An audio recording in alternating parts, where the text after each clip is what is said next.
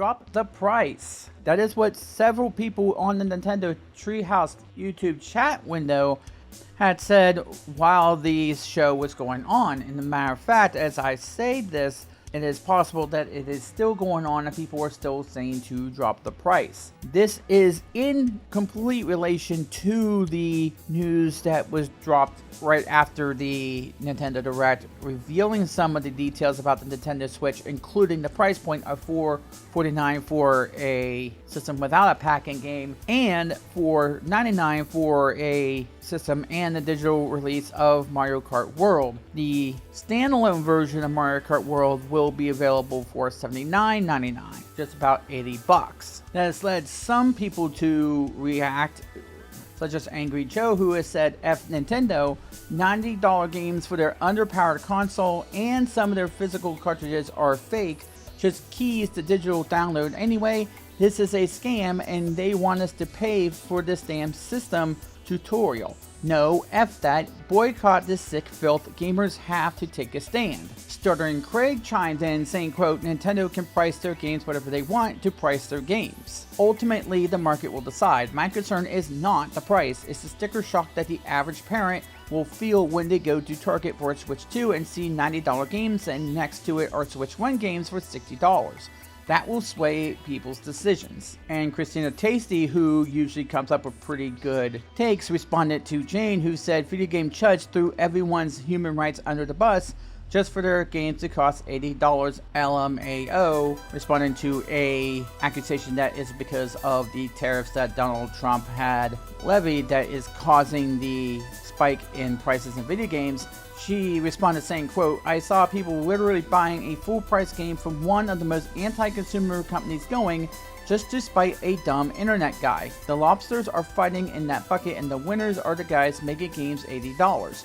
She went on to state, quote, Ubisoft's executives want you to pay $130 for the privilege of getting used to not owning your games. They sold their souls to the devil for the price of a snappy comeback from a social media intern. You're all as cancerous to the consumer as each other. Not everybody was as sympathetic though. Razorfist came in saying, quote, video game prices haven't kept pace in 30 years. You're not mad games are $80, you're mad that your $80 isn't worth P, and so am I. Government is stealing the money you have sitting in the bank right now. Though the only tax no one gets to vote no on, inflation. And you could probably see they're referencing a time in which some Super Nintendo games from the later part of its lifespan sometimes reached $70 in order to buy. And responding to Boogie2988 saying F Nintendo for sending the president of $80 video games, you just screwed over every gamer, not just Nintendo fans, F you. Detsy FOMO responded to this saying, quote, says the guy that faked having cancer, but an $80 game is where the line has been crossed, making reference to the controversial situation involving Boogie2988 and one of the many controversies he was involved in. We will not go down those rabbit holes in this particular video because the main gist of this video has to do with the pricing, and I told people this.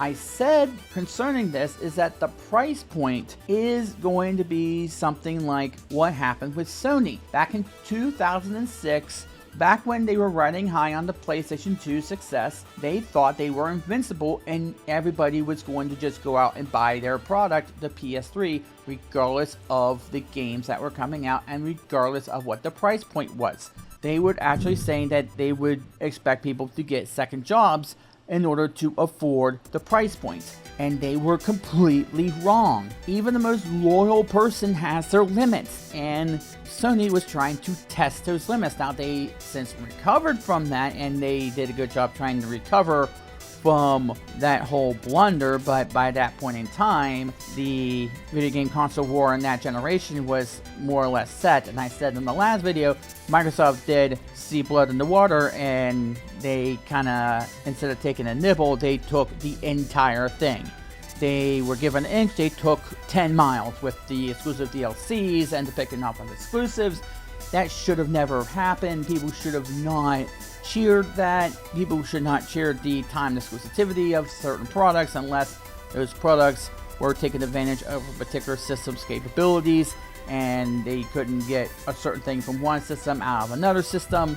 There are exceptions to that kind of rule, but the main gist is that you can't just expect for people to just give you their unending loyalty. You might have some people doing that, but you're not going to get the vast majority of people. And this is showing just that some people who were loyal to Nintendo for so many years since the NES days are looking at this and saying, why are you setting the pace? Because Nintendo is usually the people who set the pace for everything else. And not only did we expect for some games to reach the $80 level, but now we're seeing that even on GTA 6, it's going to be costing $80 more or less, and some industry insiders are saying, oh, we hope it's going to be $100. Who in their right mind wants that? Why would you want that to happen? So you can line your own pocketbooks? Is that what that is? Because I can't think of a single reason at this point in time why a game should cost that much. None whatsoever. Not the tariffs, since Europe is getting a similar price point. You can't point to the 4K resolutions or what have you, because that's been commonplace at this point in time, and the more familiar you get with the technology, the better the technology is, and maybe the cheaper you can get that technology for. What is it that is costing you so much money that you have to pass that cost to the consumer? That's just a simple question. That's a point blank question. You should be able to answer that right off the bat. What is it? I could tell you probably what it is, and you don't have to look any further than what happened when Tencent bought Ubisoft or some stake in Ubisoft. Go look at the 2-hour-long credit sequence in Assassin's Creed Shadows, which is absolutely ridiculous. Why are we trying to argue that that's a commonplace for a game to have? What are we doing justifying a bunch of this stuff that is completely unjustifiable? There are better ways to handle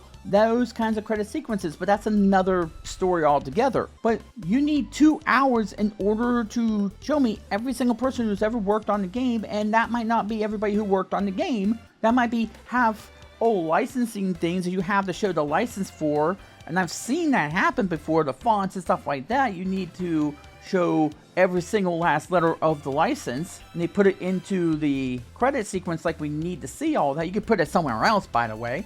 But 19,000 employees at Ubisoft. How are they going to pay for 19,000 employees? Please inform me what you need 19,000 employees for. Maybe across the different studios you have, but if it takes you 19,000 people to make a game or to run your company, and you produce what many people conceive as a mid-game, when you see free games and AA games that cost half that money or even a quarter of that kind of money with not even a skeleton crew, and that is able to maintain a consistent player count, then something like Assassin's Creed Shadows, which Ubisoft has to spin the numbers for. And yes, they are spinning the numbers. Please don't tell me that the player count equals the sales figures. Please stop giving me that, because that is absurd that people are trying to use that as a weapon to shove down people's throats that, hey, you should buy this game. I don't have to buy any game that I don't want. If I don't want to play Assassin's Creed Shadows, that is my given right as a consumer. I don't have to buy what you buy. I don't have to sell what you are buying. Now, you can give me suggestions. You can tell me, hey, that's a great game and all stuff like that. Yeah, I should go and try it, but that should be my final decision. Just as I shouldn't be able to force you to buy something that I want you to buy. That works both ways. And with Nintendo, you have no obligation to buy anything from them. That is your right as a consumer. You have your rights as a consumer to not partake in what they're selling. If you don't want to buy the Nintendo Switch 2, then you don't have to buy it. Now, if you want to buy it, that is your right as well.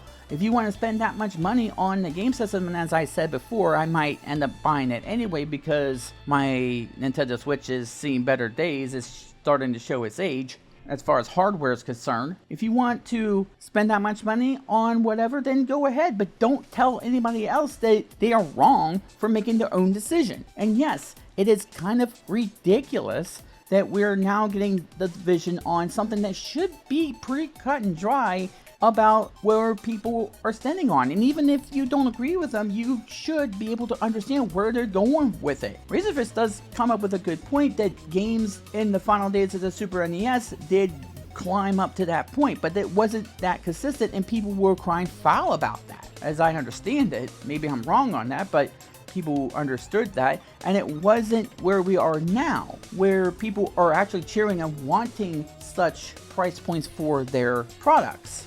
And I shudder to think why, if it's not the bloating of crews at these AAA studios, and I would hate to see any of them lose their jobs because of what's going on with Ubisoft and Tencent and all that other stuff. They shouldn't be blamed for what the higher-ups decided to do, but at the same time, it's tough to have to consider laying off people or whatever, and no one wants to have to hear that, but unfortunately, it's the truth about where we are right now. If you are getting too bloated and you have to cut back, hopefully you don't have to cut back too much where people can save their jobs and they can get jobs elsewhere pretty easily. But at the same time, that's just how things are, and I wish it was somewhat different. The other reason I was thinking of about why these price points are so high is because think about who would afford a $10 or a $40 game, even a $40 game. It's those people who are middle class that might be able to also tell you what they think about some other practices, such as hiring certain firms in order to tell you what you should and shouldn't do in order to be mindful of sensitivities. And I have a lot of suspicions as to some things that Sweet Baby Inc. has done. Why are they not going downhill as far as financial is concerned when everybody else they've worked with has either shuttered their doors or have been in financial straits? That seems a bit sus to me, but whatever. That's for another time. And thus, the people who are going to afford that much money for a particular console or a particular game is not going to complain as much, because they're going to have to justify paying that much for a game or system. So what are you not going to hear? The complaints, the backlash.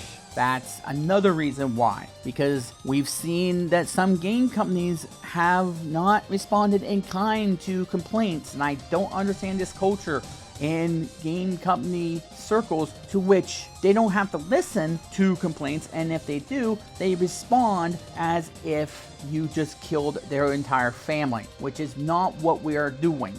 Not by a long shot. We're making it known that we don't like their business practices. That's our right as a consumer as well. And even though I can understand where Razorfist is coming from, I don't necessarily agree with him, but I understand where he's coming from. The other person that I read, the Destiny FOMO person who brought up this drama that Boogie 2988 got into, that has no relevance to the current topic. None. And the only reason that they brought it up was because they had no other way to counter Boogie's point about the price point. But he couldn't stand having to agree with him on something. So he went with the personal attack, the ad hominem attack, which has no bearing about Boogie's point. And this is something that has plagued gaming discourse for a while now. And I can make a completely long video about my thoughts about that, but I will keep those to myself for right now. The bottom line here is that Nintendo needs to listen. They need to be quiet and listen and respond in a way